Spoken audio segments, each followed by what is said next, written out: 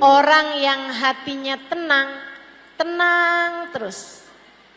Saat lagi senang dia tenang, saat lagi susah dia tenang. Saat lagi sehat dia tenang, saat lagi sakit dia tenang. Orang kalau hatinya tenang, sifatnya berketerusan, damai. Karena sekali lagi senang itu jatuhnya ke nafsu. Sementara tenang jatuhnya yang merasakannya adalah hati. Makanya lebih dari senang kita butuh tenang. Dan kita harus minta, Bu, ketenangan hati ini kita harus minta, Dek. Ketenangan jiwa ini kita mesti minta. Karenanya doanya Nabi Musa alaihi salam ketika diutus untuk menghadapi Fir'aun. Diutus Musa dan Harun menghadapi Fir'aun. Nabi Musa minta senjata. Nabi Musa minta bekal kepada Allah Subhanahu wa taala menghadapi musuh bebuyutan yang sangat kuat ini, yaitu Fir'aun. Katanya Nabi Musa, Rabbi syrahli sadri wa yassirli amri wahlul uqdatan min lisani yafqahu qawli waj'alni waziran min ahli Haruna akhi. Itu doa Nabi Musa. Nomor satu yang diminta sama Nabi Musa bukan senjata, pedang sangat tajam. Dari semua hal Nabi Musa bahkan gak minta ilmu. Ya Allah, saya dikasih ilmu dong buat ngadepin Fir'aun. Nabi Musa gak minta kesaktian. Ya Allah, saya dikasih sakti dong ngadepin Fir'aun. Akan tetapi yang diminta oleh Nabi Musa nomor satu adalah Rabbi syrahli sadri. Ya Allah, lapangkanlah hatiku. Kenapa yang diminta kelapangan? Sebab hati yang lapang akan selalu tenang. Hati kalau lapang bakalan tenang. Kita kalau ngelihat lautan gede, hati kita ngelihat lautan tenang. Kenapa gitu? Karena besar. Sesuatu kalau lapang membuat hati jadi tenang. Makanya yang diminta nomor satu sama Nabi Musa adalah kelapangan hati atau ketenangan hati. Nabi Ibrahim juga gitu. Nabi Ibrahim minta sama Allah. Katanya Nabi Allah Ibrahim alaihi salam, Rabbi arini kaifa tuhyil mauta. Ya Allah, tunjukkan kepada saya bagaimana Engkau menghidupkan yang telah mati. Allah balik bertanya kepada Nabi Ibrahim, awalam tu'min? Kamu minta aku tunjukkan bagaimana aku menghidupkan yang mati. Apakah Ibrahim kamu tidak beriman padaku? Apakah kamu Ibrahim tidak beriman kepadaku? Nabi Ibrahim bilang, aku beriman padamu ya Allah, walakin liyatma'inna qalbi. Aku meminta di depan mataku engkau menghidupkan yang mati agar tenang hatiku. Nabi Ibrahim sekelas nabi minta kepada Allah agar hatinya tenang. Dan itu anugerah besar yang Allah Subhanahu wa taala bagi kepada baginda kita Nabi besar Muhammad. Allah kasih kepada Nabi wajah yang cakep. Allah kasih kepada Nabi badan yang kuat, badan yang indah.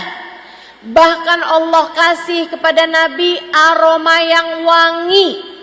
Allah ngasih kepada Nabi ilmu. Allah ngasih kepada Nabi kemampuan berbahasa yang baik. Akan tetapi di antara semua nikmat yang Allah berikan kepada Nabi Muhammad, Allah mengungkit pemberian yang lebih besar. Kata Allah Subhanahu wa taala, "Alam nashrah laka sadrak." Bukankah telah kami lapangkan hatimu? Bukankah telah kami tenangkan hatimu, wahai Nabi Muhammad? Jadi ketenangan hati itu pemberian Allah yang luar biasa besar. Kamu jangan cuman minta duit sama Allah. Jangan cuman minta uang, harta. Ya Allah, kepengen punya rumah yang besar. Jangan cuman muntah itu. Ya Allah, kepengen punya suami yang ganteng. Ya Allah, kepengen punya anak yang lucu. Ya Allah, kepengen punya mobil yang bagus, pengen punya motor yang bagus, pengen punya HP yang bagus, pengen punya baju, pengen punya tas yang bagus. Jangan hanya minta itu kepada Allah Subhanahu wa taala. Hidup udah cukup lama, rambutmu sudah mulai beruban. Kalau doa yang diminta duit melulu, apa enggak malu? Bu, umur udah kepala 4 bahkan kepala 5. Udah sholat lama-lama, doa, waktunya doa yang diminta duit lagi, duit lagi. Uang lagi, uang lagi. Harta lagi, harta lagi. Dunia lagi, dunia lagi.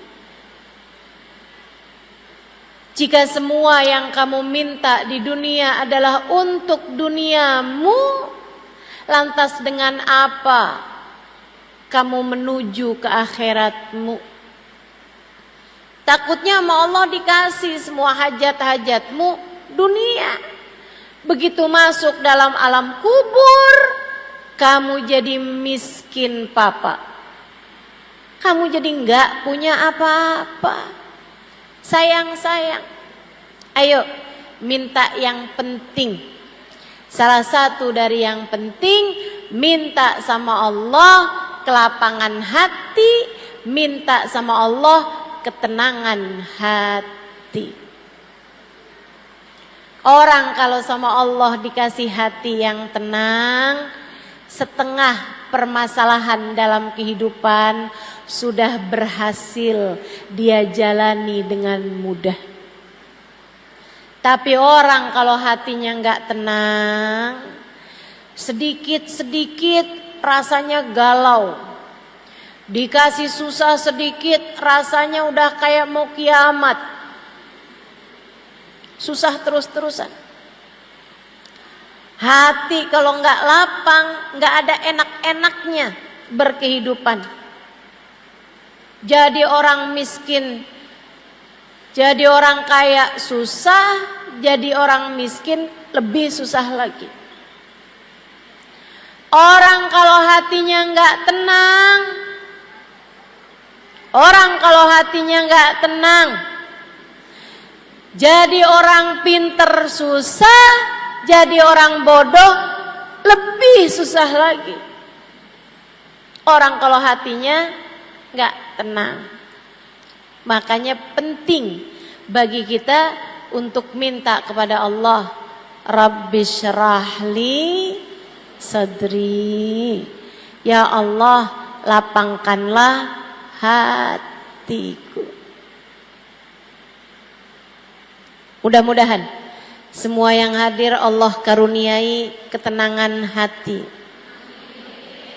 Semoga semua yang hadir dikaruniai kedamaian jiwa. Semoga semua yang hadir hatinya jadi hati yang mengerti, kenal Allah, makrifat pada Allah, sehingga hatinya senantiasa damai, insya Allah.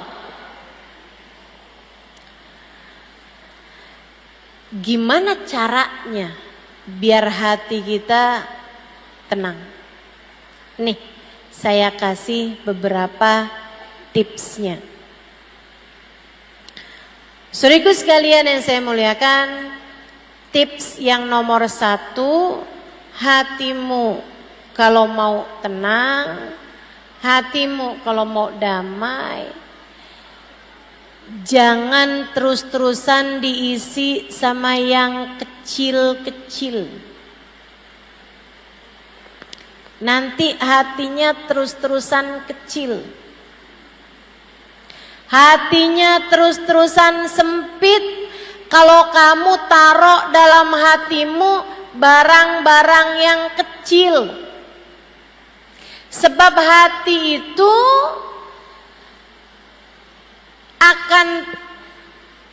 akan menjadi seperti yang dimasukkan. Kalau yang dimasukkan kecil, dia jadi kecil. Kalau yang dimasukkan besar, dia jadi besar. Kalau yang dimasukkan barang-barang kotor, hatinya jadi kotor. Kalau yang dimasukkan barang-barang yang mulia, hatinya jadi mulia. Maka kalau kamu pengen hatimu tenang, hatimu damai, taruh dalam hatimu yang besar. Apa yang besar? Tepatnya siapa yang besar? Tak ada yang lebih besar daripada Allah Subhanahu wa ta'ala, Jalla Jalaluhu wa ta'ala azamatuh.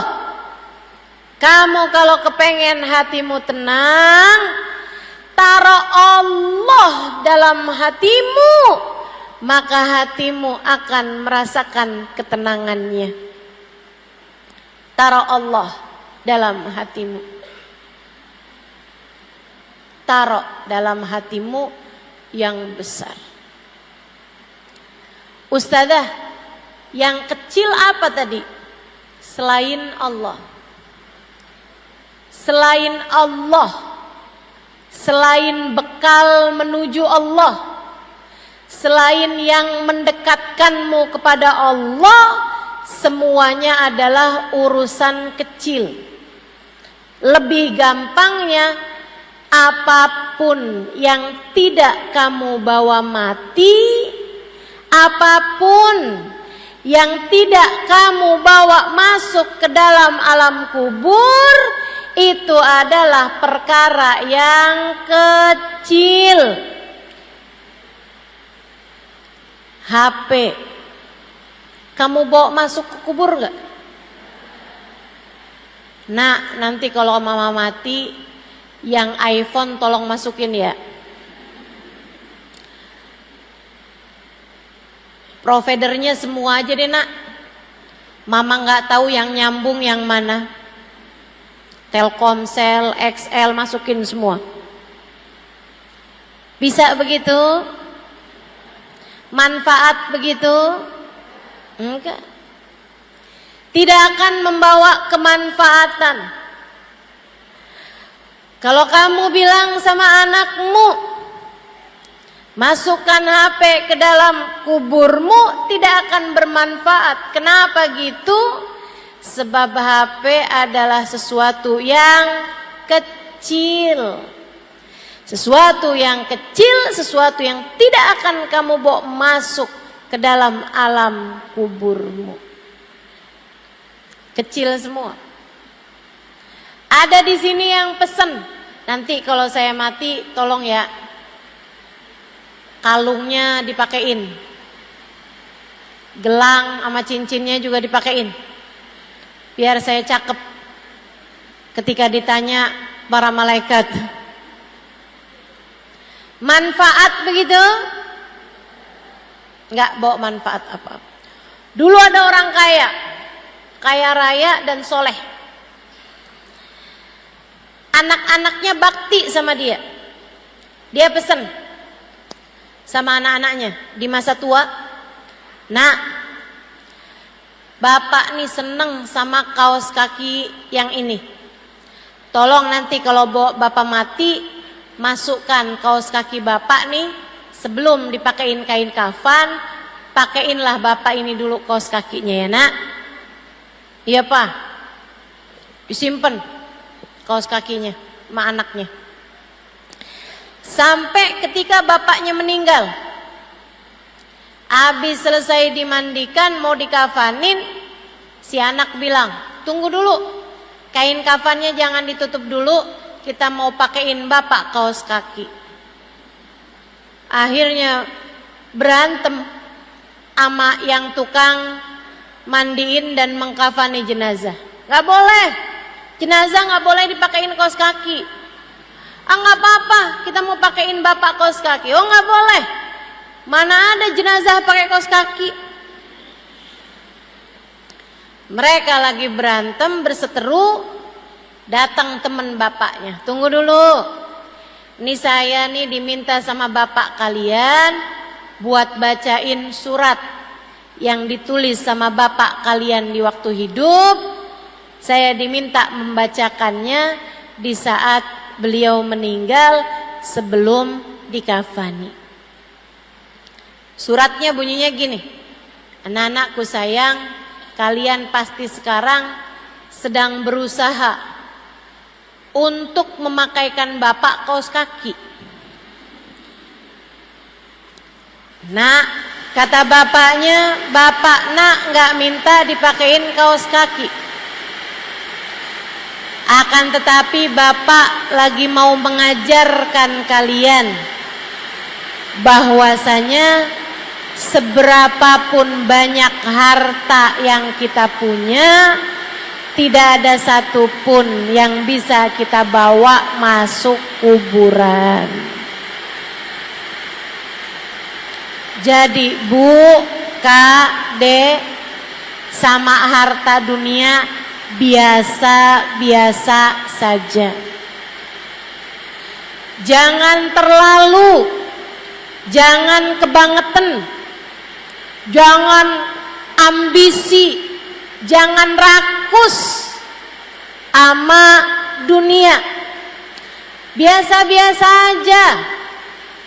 Bayangkan kalau kamu mati, kamu bawa apa enggak itu? Kalau kamu tahu, iya ya, saya mati juga nggak akan saya bawa. Jangan bela mati-matian apa yang tidak kamu bawa mati. Jangan kejar abis-abisan apa yang tidak kamu bawa mati. Insya Allah. Jadi yang nomor satu, kalau kamu kepengen hidup kamu tenang, hati kamu tuh keluarkan pelan-pelan cinta terhadap dunia. Percaya saya, orang yang hatinya penuh dengan ambisi terhadap dunia nggak akan tenang, tidak akan tenang. Kamu kalau lihat, orang itu tenang banget ya, itu pasti karena hatinya nggak terlampau cinta dunia. Pasti.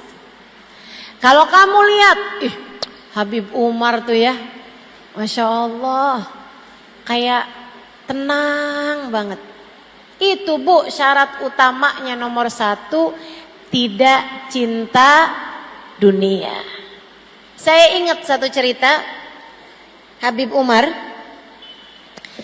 lagi datang ke satu negara sama orang kaya di negara tersebut. Habib Umar dikasih hadiah tongkat. Habib Umar terima, makasih. Karena memang ajaran kami, ajaran kita, ajaran yang diajarkan oleh guru-guru kami, kalau dikasih jangan ditolak, kalau nggak dikasih jangan minta. Ini teori kita nih terhadap urusan dunia. Kalau dikasih jangan ditolak, kalau nggak dikasih jangan minta. Habib Umar dikasih tongkat itu, diterima sama Habib Umar. Makasih, jazakallah khair segala macam. Habib Umar kemudian dikasih tahu, udah diterima nih sama Habib. Habib bawa jalan tongkat itu, dikasih tahu, maaf Bib, itu Bib tongkatnya dari gading gajah, harganya hampir 1 miliar. Kalau duit kita nih harganya hampir 1 miliar, ratusan juta. Tongkat dari gading gajah. Bu, gading gajah Bu, mahal. Karena tak ada gading yang tak retak. Gak nyambung ya. Pokoknya susah lah dapatnya si gading ini. Jadi harganya mahal. Dia tuh cerita sama Habib Umar, ngasih tahu bahwa itu gading gajah, mau ngasih tahu bahwa ini barang mahal. Orang dunia urusannya mahal murah. Tapi Habib Umar orang akhirat yang hatinya nggak ada urusan dunia. Hati Habib Umar isinya adalah Allah Subhanahu wa ta'ala dan Rasulnya. Ketika dikasih tahu bahwa itu gading gajah, yang dipikir sama Habib Umar barang najis nih. Barang najis. Karena gading gajah hukumnya najis, teman-teman. Habib Umar langsung ngambil tisu. Habib Umar tetap pakai tuh tongkat, tapi dilapisin tisu biar nggak langsung kena ke kulit beliau, karena hukumnya gading gajah adalah najis. Habib naik kapal, waktu itu ada perjalanan beliau naikin kapal. Habib naik ke apa tuh namanya, anjungan kapal, keluar dari kapal sampai ke pojokannya kapal tuh. Habib ngobrol-ngobrol segala macem, sampai ketika beliau sudah sampai di tengah-tengah lautan, Habib Umar panggil lagi orang tadi tuh yang ngasih tahu bahwa ini adalah gading gajah. Bukan yang ngasih, orang yang ngasih tahu bahwa ini adalah dari gading gajah dan harganya sangat mahal. Habib nanya, ini gading gajah beneran? Iya Bib. Mahal Bib. Gading gajah yang itu kan, dari gajah itu culaknya, kata Habib, gadingnya. Iya Bib, bener Bib. Bismillah. Beliau kemudian bilang sama muridnya, ini dari gading gajah yang najis itu kan? Tahu kan kalau santrinya hukumnya? Dia bilang betul Bib. Bismillahirrahmanirrahim, beliau lemparkan ke lautan. Orang lihatnya yang duit beterbangan. Habib Umar ngelihatnya barang najis, tidak boleh digunakan. Beliau melemparkannya ke lautan begitu saja. Dibuang sama Habib. Najis, kata Habib. Masya Allah. Sama kayak kalau ada di antaramu yang pakai tas dari kulit buaya. Kulit buaya beneran, bukan buaya darat. Itu kan hukumnya najis. Saudaraku sekalian saya muliakan, karena di hatinya nggak ada cinta dunia, Bu. Orang yang kayak begini hatinya tenang terus-terusan, nggak kebanyakan mikirin angka. Kamu kalau kepengen rumah tanggamu tenang, jangan kebanyakan ngomongin uang sama suami. Saya kasih tahu, Ustazah saya berantem mulu. Ya kamu tiap lihat suami ngajuin proposal, bayar ini sekian, bayar ini sekian, bayar ini sekian. Ya suami mumet, suami pusing. Yang asalnya hatinya lagi tenang, langsung jadi nggak tenang. Yang mau minum kopi biasanya enak gitu kopinya. Oh begitu habis diomongin, gimana ya kita mesti bayarannya anak-anak, mesti yang begini, mesti token listrik habis, gas habis, ini habis, pulsa saya habis. Wah itu udah pusing lagi tuh. Rumah tanggamu jadi tidak tenang. Jangan kebanyakan ngurusin urusan-urusan yang kecil. Ustazah kalau nggak diurusin kan nggak beres. Nggak gitu maksud saya. Yang harus kamu urusin. Tapi yang nggak perlu kamu urusin, jangan kebanyakan ada dalam pikiran kamu.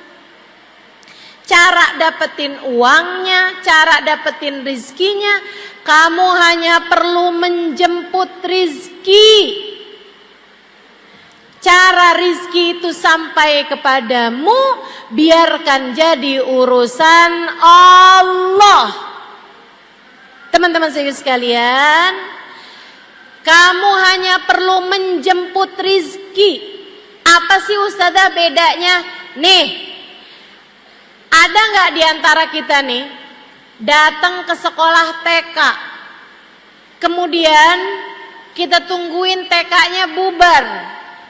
Begitu anak-anaknya bubar, ada yang nanya gitu, kamu di sini ngapain? Saya mau jemput. Emang kamu punya anak? Enggak.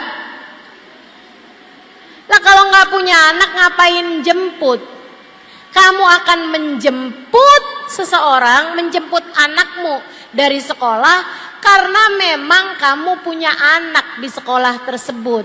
Artinya Allah nyuruh kamu menjemput rizki karena memang rizkinya sudah ada, diaturkan oleh Allah Subhanahu wa taala. Kamu hanya perlu menjemput saja.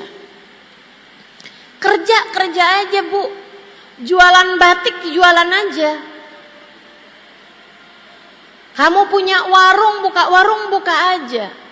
Urusan bagaimana datang rezekinya, biarkan jadi urusan sang pembagi rizki namanya. Biarkan jadi urusan sang penentu rizki namanya Allah Subhanahu wa ta'ala. Jalla jalaluhu wa ta'ala azamatuh. Tenang. Rezeki yang Allah tuliskan untukmu akan sampai padamu. Para ulama mengatakan, jika bahkan kamu nggak tahu alamat rezekimu tahu alamatmu, ia akan sampai kepadamu. Dah tenang aja, yang tenang. Kalau ada yang kamu masukkan dalam hati, jangan masukkan uang, jangan masukkan harta, jangan masukkan tas, jangan masukkan baju. Cukup hatimu masukkan di dalamnya Allah Subhanahu wa ta'ala. Hatimu akan jadi tenang. Jadi nomor 1, kalau pengen hatimu tenang, jangan cinta dunia. Jangan cinta dunia. Hatimu bakalan tenang. Kalau hatimu sudah kosong, sudah kecil dunia di hatimu, kamu akan jadi jauh lebih tenang. Itu satu. Yang kedua, kalau kamu kepengen hatimu tenang, jangan biarkan hatimu membenci siapapun. Saya ulangi, tips, trik dari saya, amalan dari saya, biar hati kamu tenang, nomor 1, jangan cinta dunia. Keluarkan pelan-pelan rasa cinta dunia dalam hatimu. Tiap kamu kepengen ini, kepengen itu, ingat, nggak saya bawa mati, nggak saya bawa mati, nggak saya bawa mati. Termasuk dunia adalah mencintai seseorang dengan berlebihan. Cinta sama suami sampai berlebihan. Aku tak sanggup hidup tanpa dia. Cinta anak dengan berlebihan, jangan. Jangan cinta dunia. Kamu harus cinta sama suami dengan kadar cinta yang bisa membawamu kepada Allah. Suamimu itu cintai dia karena Allah, hormati dia karena Allah. Sebab bagaimanapun dia adalah jalan surga bagimu. Tapi jangan berlebihan. Sampai bahkan yang haram-haram kamu kerjakan. Sampai operasi plastik, hidungnya dimancungin, alisnya disulam, bibirnya disulam, kulitnya yang keriput tarik benang. Itu muka apa kain? Adik-adik, kakak-kakak, saudariku sekalian yang saya muliakan, cinta suamimu tapi biasa-biasa aja. Jangan jadikan suami sebagai dia adalah separuh jiwa saya. Nanti kalau dia meninggal dunia atau kalau dia meninggalkanmu, kamunya jadi nggak utuh, jadi tinggal separuh.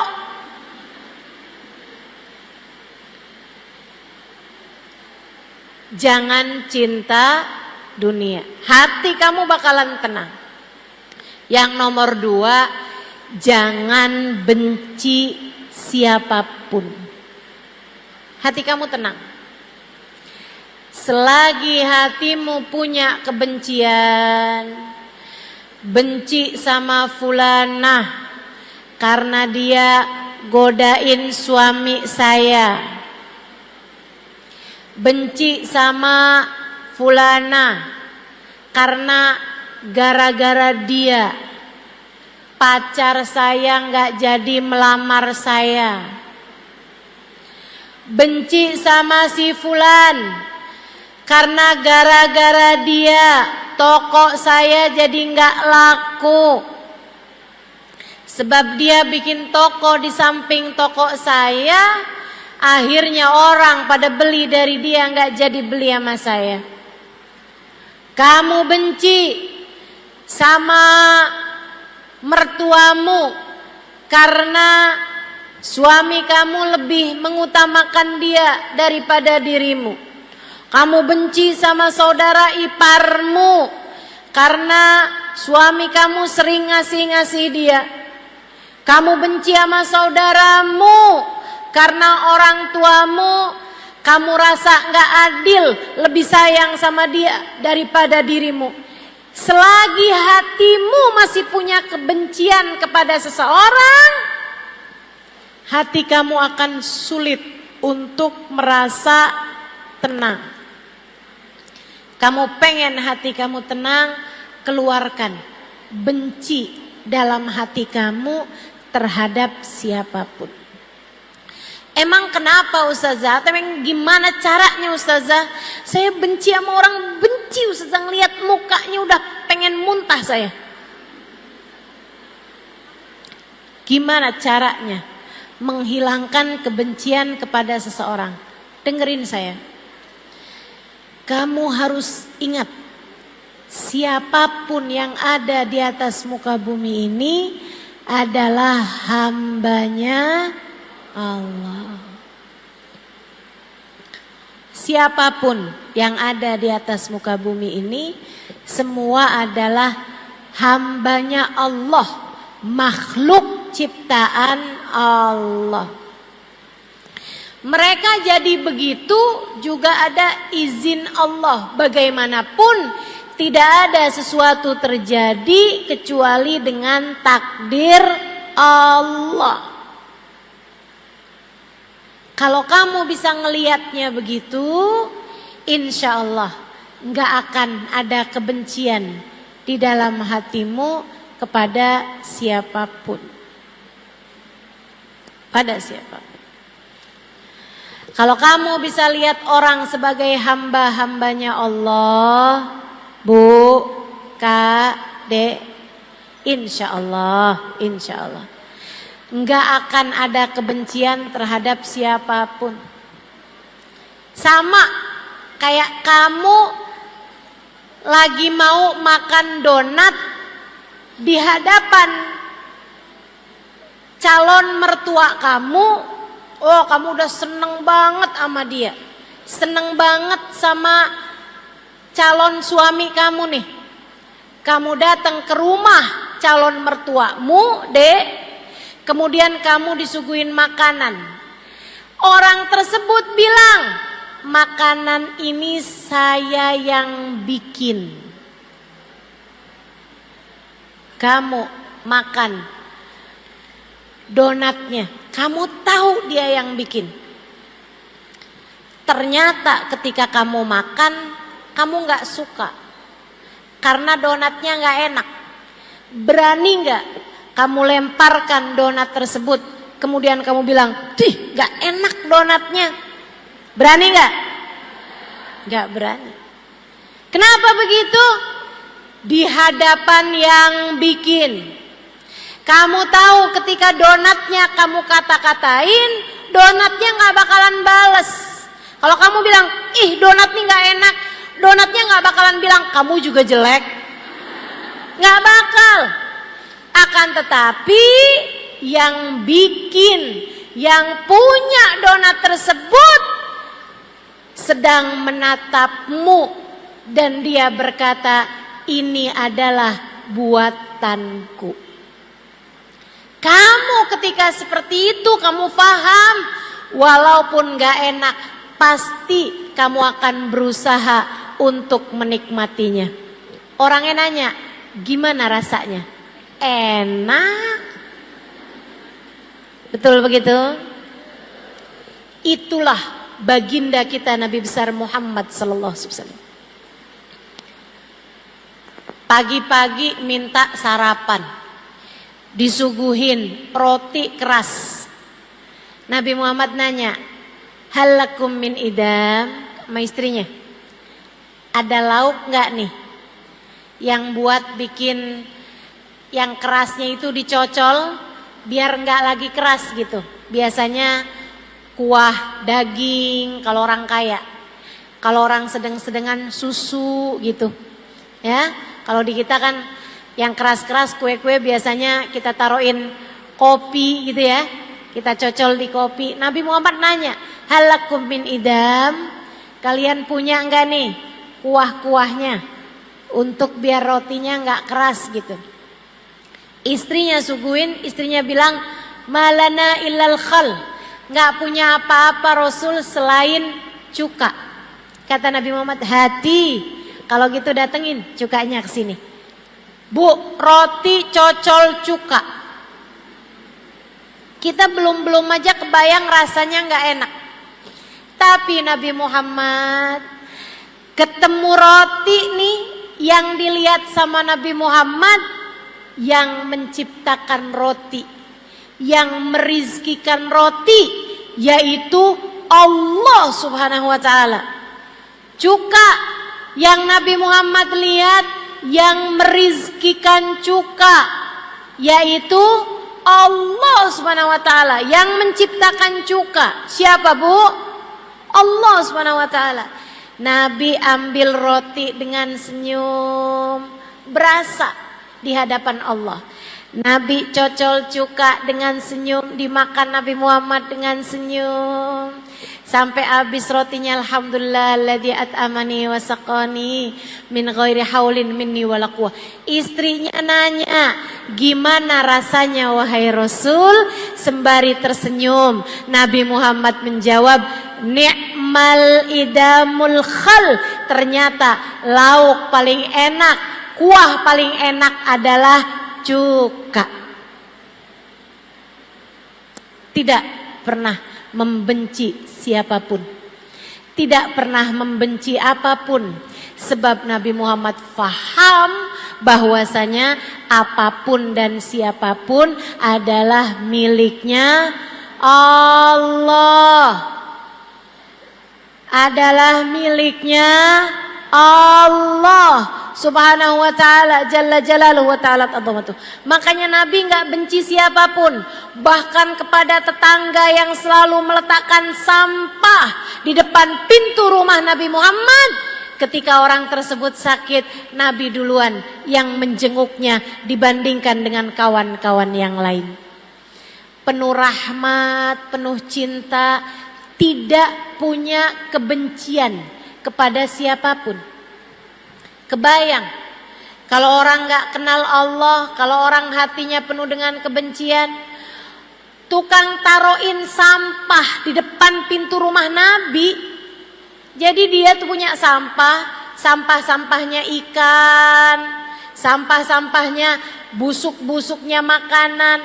Itu kalau pagi ditaruhin, dibelaratin di depan pintu rumahnya Nabi Muhammad sallallahu alaihi wasallam. Nabi kalau mau keluar dari rumah nih, Nabi nyapu dulu, Nabi bersihin dulu sampah, bukan dari sampah beliau tapi dari sampahnya tetangga. Orangnya sakit, Nabi keluar rumah kok nggak ada sampah. Nabi tanya, "Kemana ya anak muda yang itu tuh?" Tanpa kebencian. "Kemana dia?" kata Nabi. "Innahu marid ya Rasulullah." Dia sakit wahai Rasul. Oh, Nabi gak mikir kayak kita nih, kualat tuh mas saya tahu rasa. Biar dia tahu kalau barang buruk yang dia kerjakan akan membawa dampak buruk. Enggak, dijenguk sama Nabi, dipegangin tangannya, dipegangin kakinya. Nabi kemudian dikasih tahu sama Allah bahwa ajalnya sebentar lagi tiba. Bu, kita kadang kalau kesel sama orang, biarin dah di dunia masih maafin, tar di akhirat. Kebencian tuh. Di dunia sih saya nggak akan balas apa-apa, tapi entar di akhirat, biarin dia masuk neraka, dipanggang di dalam api neraka. Kita kadang suka mikirnya begitu. Ini orang selalu naruh sampah di depan pintu rumah Nabi Muhammad. Dia sakit dijenguk sama Nabi, dipegang tangannya sama Nabi. Nabi ketika tahu ajalnya datang, Nabi gak mikir, biar dia tahu dah dampak perbuatannya ntar di akhirat dia masuk dalam neraka, panas tahu rasa. Gak gitu. Sama Nabi dibilang, "Halla taslim taslam." Masuk Islam aja yuk, biar kamu selamat. Masuk Islam aja, biar kamu masuk surga. Masuk Islam aja, biar kamu bahagia. Orangnya ngelihat ke arah bapaknya, bapaknya ngangguk dengan lelehan air mata. Dia pegang tangan Nabi, kemudian berkata, "Asyhadu an la ilaha illallah wa asyhadu anna Muhammad Rasulullah."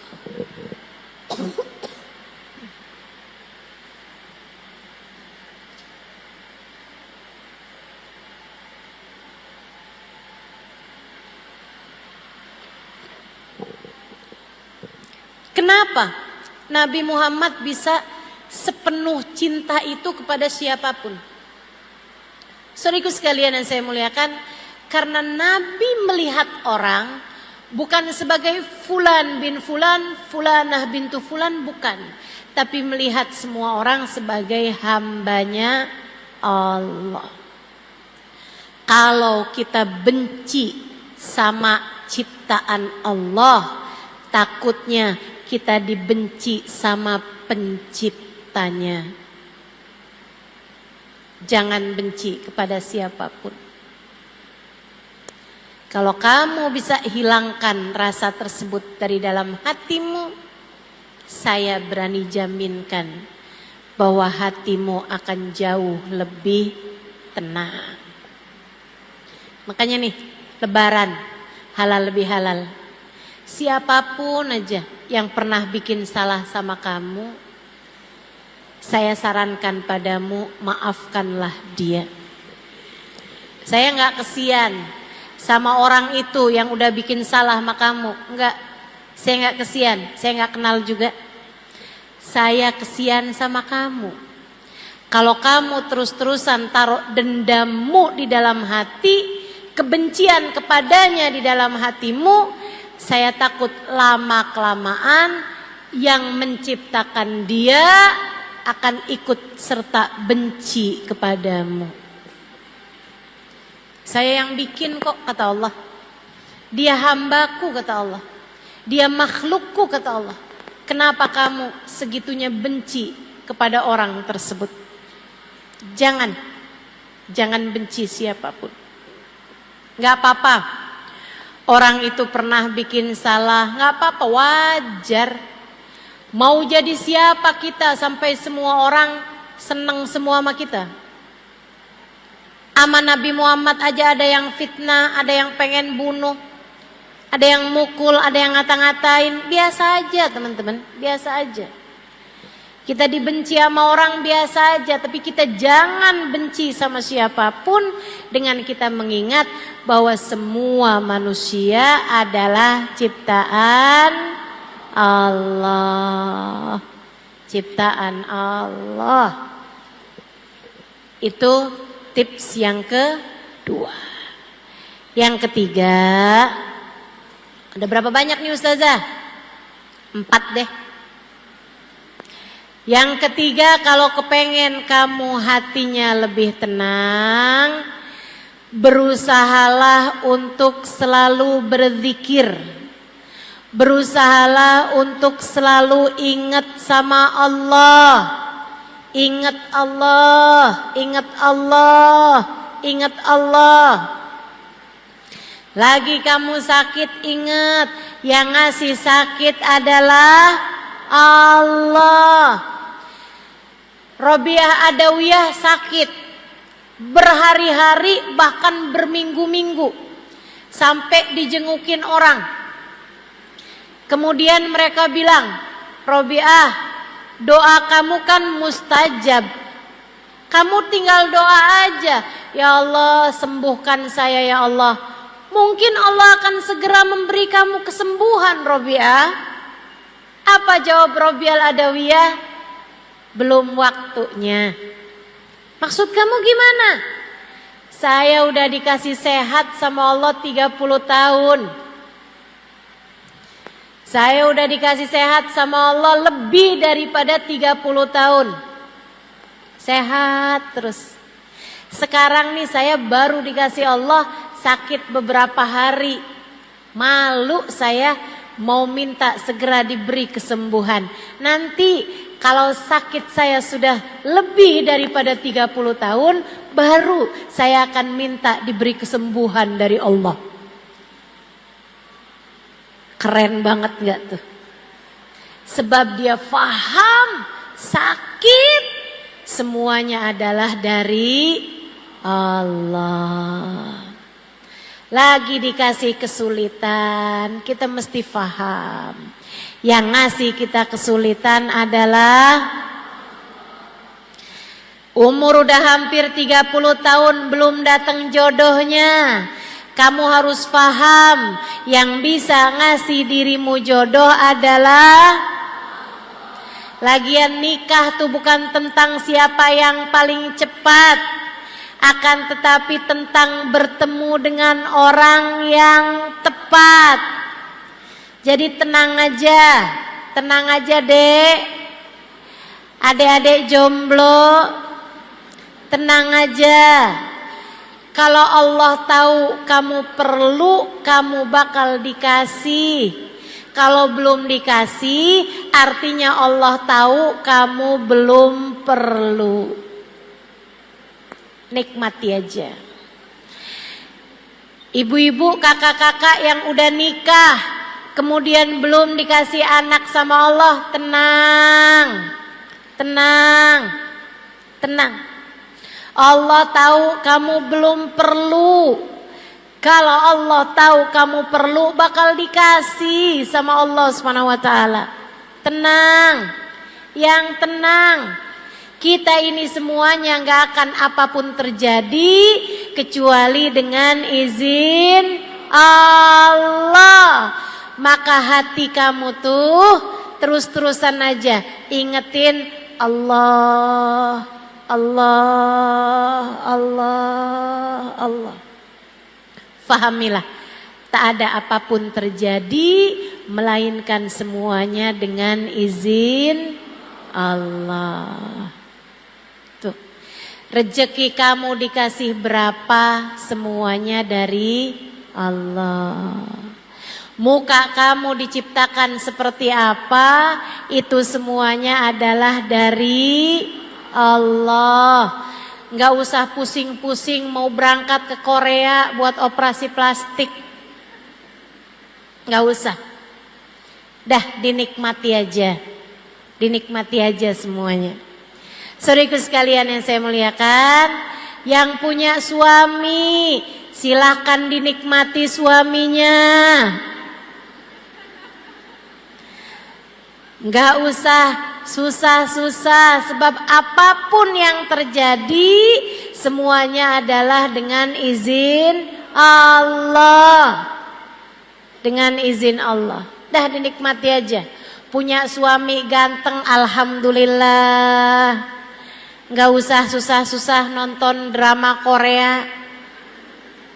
Nontonin suami aja. Punya suami kurang ganteng atau gantengnya nggak kelihatan, yang kelihatan nggak gantengnya, alhamdulillah, dinikmati aja, jaganya nggak susah, nggak ada yang mau sama dia, dinikmati aja. Kita bilang makasih ya Allah, semua yang darimu adalah indah. Wa kullu fi'lik jamil. Semua darimu indah ya Allah. Terima kasih atas apa yang kau berikan padaku. Gitu. Adik-adik yang masih pada punya orang tua, ada ibu, ada bapak, nikmatilah. Ingat Allah, cari Allah pada diri orang tuamu. Kamu bisa salaman sama ibumu, alhamdulillah, nikmatilah itu. Kamu bisa pandang wajah ibumu, alhamdulillah, nikmatilah itu. Kamu bisa pandang wajah ayahmu, alhamdulillah, nikmatilah itu. Kalau datang waktu kamu kehilangan salah satu dari keduanya, kamu pasti akan merindukan kenikmatan-kenikmatan tersebut. Dinikmati aja semuanya. Ingat Allah, Allah, Allah. Yang ngasih semuanya adalah Allah. Lagi sakit, alhamdulillah, makasih ya Allah. Buat ngapusin dosa. Sakit itu penghapus dosa. Ingat Allah saat sakitmu. Ingat Allah saat sehatmu. Ingat Allah saat susahmu. Ingat Allah saat mudahmu. Dengan cara itu hatimu akan jauh lebih tenang. terakhir, kalau kamu pengen hatimu tenang, hatimu tuh taruhkan di dalamnya rasa cinta kepada manusia yang paling tercinta di sisi Allah, namanya Nabi Muhammad. Namanya Sayyiduna Muhammad. Junjungan kita baginda Nabi besar Muhammad. Bu, saya udah banyak ketemu orang-orang yang hatinya tenang karena mereka punya rasa cinta yang besar kepada baginda Nabi besar Muhammad.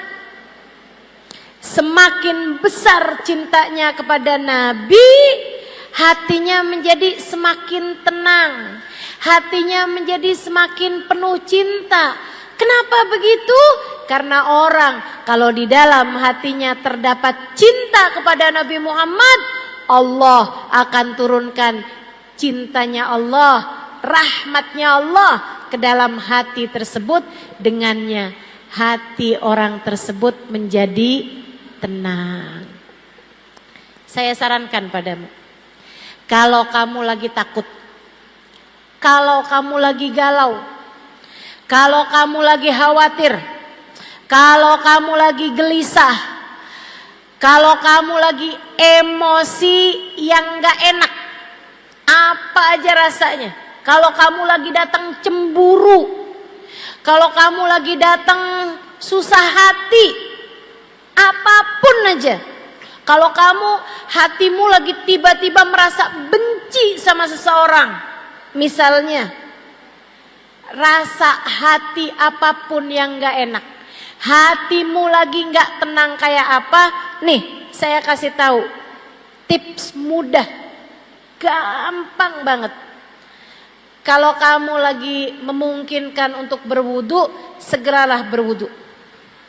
Kalau kamu lagi gak bisa wudu, lagi halangan misalnya, lagi datang menstruasi, lagi nifas misalnya, gak bisa wudu, gak usah pakai wudu, kamu tutup aurat, duduk,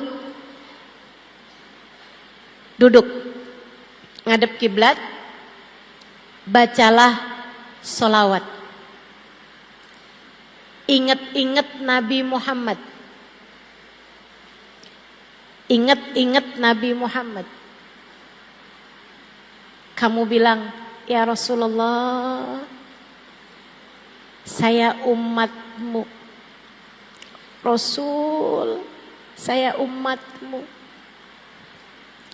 Kamu baca sholawat, kemudian kamu ingat-ingat Nabi Muhammad, kemudian kamu sampaikan kepada baginda Nabi Muhammad.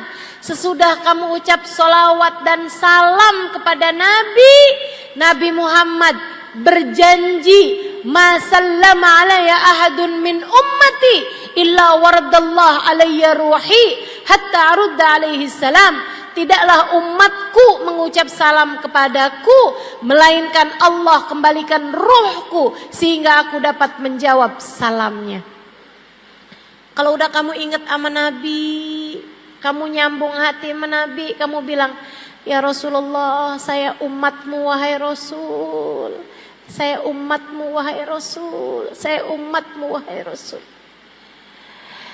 Hati saya sekarang sedang dilanda cemburu wahai Rasul. Saya umatmu wahai Rasul. Saya enggak mau jadi umat yang enggak benar. Saya takut nanti di hari akhirat tidak berada di belakangmu ya Rasulullah. Bimbing saya wahai Rasul. Bimbing saya wahai Rasul. Terus begitu.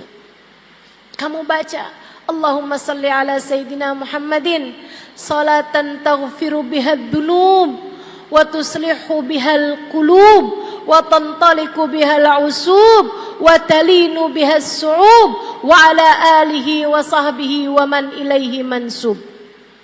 Salawatnya Habib Saleh Al-Hamid dari Tanggul. Baca salawat tersebut 10 kali. Habib Saleh Al-Hamid, dia ajarkan salawat kepada kita. Salawat tersebut ini dibaca 10 kali. atau lebih, kalau mau 100 kali juga lebih bagus lagi. Bacaannya Allahumma sholli ala sayyidina Muhammadin salatan taghfiru bihad dunub.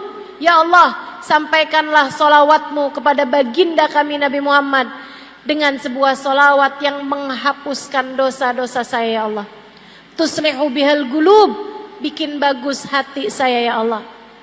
Tantaliku bihal usub, biar lancar terurai belenggu-belenggu, yang nyandet-nyandet, yang gak lancar biar dilancarkan sama Allah. Talinu bihasub, yang keras-keras biar jadi pada lembut. Hati yang keras biar lembut. Hati anak-anak kita, hati suami, hati siapapun biar lembut semuanya. Talinu bihasub wa ala alihi, talinu bihasub wa ala alihi wa sahbihi wa man ilaihi mansub. Ya Allah, salawat juga kepada keluarga, pada sahabat dan siapapun yang bersambung dengan Nabi Muhammad. Baca salawat tersebut 5 kali, 10 kali, 15 kali, 20 kali. Terus kamu baca. Ya Allah, lapangkan dada saya ya Allah, berkatnya Nabi Muhammad. Ya Allah, ampuni dosa saya ya Allah, berkatnya Nabi Muhammad. Ya Allah, lancarkan urusan saya ya Allah, berkatnya Nabi Muhammad. Ya Allah, lembutkan yang keras dari diri saya ya Allah, berkatnya Nabi Muhammad. Terus kamu baca, terus kamu baca. Sambil kamu bertawasul kepada Sayyiduna Muhammad. Tolongin saya Rasulullah, saya umatmu wahai Rasul. Tolongin saya wahai Rasulullah, saya umatmu wahai Rasulullah. Tolongin saya wahai Rasul, saya umatmu ya Rasulullah. Terus begitu. Lihatin, lihatin, lihatin aja. Bakalan hatimu lebih tenang. Masalah-masalah jadi lebih mudah, urusan-urusan jadi lebih ringan. Alhamdulillah. Senang kita punya Nabi Muhammad. Tenang kita punya Nabi Muhammad. Bahagia kita punya Nabi Muhammad. Nabi Muhammad sangat perhatian kepada kita umatnya. Nabi Muhammad mencintai kita umatnya lebih daripada orang tua kita kepada kita. Kita aja kalau ngadu sama ibu kita bakalannya berusaha untuk bisa memperbaiki urusan-urusan kita. Kita juga kalau ngadu menabi, insya Allah. Itu sebabnya Habib Ali Habsyi dalam kitab maulidnya mengatakan, fama min khuluqin fil bariyati mahmud illa wa huwa mutalaqqan an zainil wujud. Tidak ada satu sifat terpuji yang ada di atas muka bumi ini melainkan sambungan dari Nabi besar Muhammad sallallahu alaihi wa ala alihi wasallam. Kamu kenapa hatimu enggak tenang, jiwamu gelisah? Karena kamu kurang dekat sama Nabi Muhammad. Deketin lagi nabinya, hatimu akan jauh lebih tenang. Salawatan yang banyak, masalahmu akan lebih mudah untuk terurai. Katanya Sayyid Muhammad bin Alwi bin Abbas Al-Maliki, tidak ada satu masalah apapun dari masalah dunia ataupun akhirat yang tidak bisa selesai, tidak bisa terurai dengan solawat kepada Nabi besar Muhammad. Nggak ada masalah nggak beres pakai solawat. Semua masalah bakal beres dengan solawat, terutamanya adalah masalah hati kita. Hati kita akan jauh lebih tenang ketika kita dekat dengan Nabi Muhammad, ketika kita banyak bersolawat kepada Nabi besar Muhammad. Alhamdulillah. Terakhir, ini majelis saya yang terakhir di Pekalongan untuk tahun ini. Tahun depan gimana Ustazah? Kita tidak tahu apa yang terjadi, sebab semua yang terjadi adalah dengan izin. Karena itulah Saya kepengen nih sama teman-teman, baik yang di dalam maupun yang tadi habis kena hujan, mau ngasih hadiah. Yuk kita bareng-bareng baca sholawatnya Habib Saleh. Saya dapat ijazahnya langsung dari putrinya. Diajarin sholawat ini langsung dari orang yang diajarin sholawat ini, dari Habib Saleh Al-Hamid. Saya berharap semoga semua yang hadir di tempat ini dosanya semua diampuni Allah. Hatinya semuanya dilapangkan oleh Allah. Hatinya semua ditenangkan oleh Allah. Semua permasalahannya dibereskan oleh Allah. Semua kesulitannya dimudahkan oleh Allah. Yang keras-keras biar dilembutkan oleh Allah. Berkatnya Nabi besar Muhammad, hati kita semuanya jadi tenang. Berkatnya Nabi besar Muhammad, yang sakit-sakit biar pada sehat. Berkatnya Nabi besar Muhammad, yang sulit-sulit biar jadi mudah. Berkatnya Nabi besar Muhammad, hati kita yang keras semoga dilembutkan Allah. Berkatnya Nabi Muhammad, hati suami kita semoga dilembutkan Allah. Hati anak-anak kita semoga dilembutkan Allah. Hati orang tua kita semoga dilembutkan Allah. Semuanya hatinya semoga ditenangkan oleh Allah. Berkatnya baginda kita Nabi besar Muhammad sallallahu alaihi wa ala alihi wa sahbihi wasallam. Semoga semua yang hadir dikaruniai husnul khatimah. Semoga semua yang hadir didekatkan dengan Nabi Muhammad. Semoga semua yang hadir di akhirat bisa ketemu Nabi Muhammad. Semoga semua yang hadir bisa ada dalam rombongan Nabi Muhammad. Semoga semua yang hadir ketika sudah meninggal dunia nanti kuburnya dilapangkan Allah.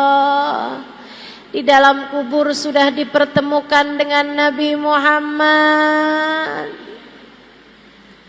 Kita minta kepada Allah berkat Nabi Muhammad.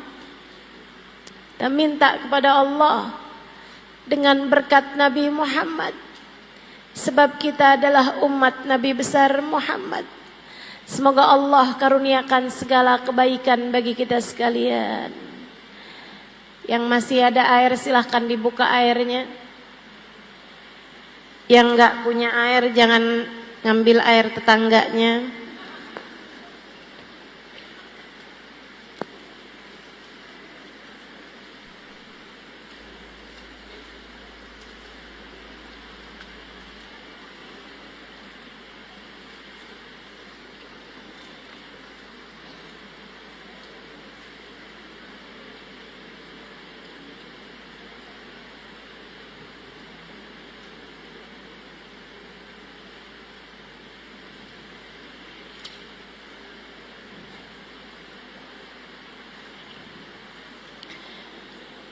إن الله وملائكته يصلون على النبي يا أيها الذين آمنوا صلوا عليه وسلموا تسليما اللهم صل على سيدنا محمد صلاة تغفر بها الذنوب وتصلح بها القلوب وتنطلق بها العصوب وتلين بها الصعوب وعلى آله وصحبه ومن إليه منسوب اللهم صل وسلم على سيدنا محمد صلاة تغفر بها الذنوب وتصلح بها القلوب وتنطلق بها العصوب وتلين بها الصعوب وعلى آله وصحبه ومن إليه منسوب اللهم صل وسلم على سيدنا محمد صلاة تغفر بها الذنوب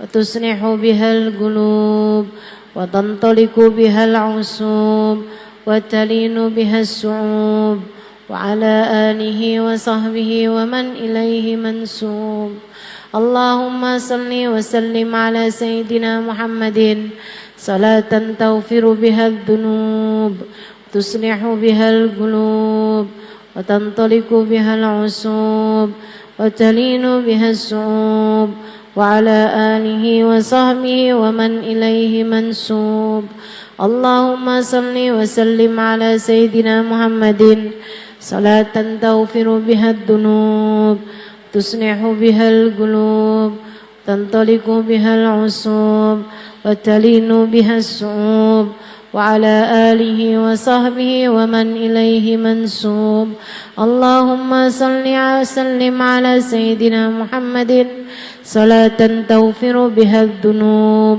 تصلح بها القلوب تنطلق بها العصوب وتلين بها الصعوب وعلى آله وصحبه ومن إليه منسوب اللهم صل وسلم على سيدنا محمد صلاة تغفر بها الذنوب تصلح بها القلوب تنطلق بها العصوب وتلين بها الصعوب وعلى آله وصحبه ومن إليه منسوب اللهم صل وسلم على سيدنا محمد صلاة تغفر بها الذنوب تصلح بها القلوب تنطلق بها العصوب تلين بها الصعوب وعلى آله وصحبه ومن إليه منسوب اللهم صل وسلم على سيدنا محمد صلاة تغفر بها الذنوب وتصلح بها القلوب تنطلق بها وتلين بها الصعوب وعلى آله وصحبه ومن إليه منسوب اللهم صل وسلم على سيدنا محمد صلاة تغفر بها الذنوب تصلح بها القلوب تنطلق بها العصوب وتلين بها الصعوب وعلى آله وصحبه ومن إليه منسوب في كل لحظة أبدا عدد خلقه ورضا نفسه وزنة عرشه ومداد كلماته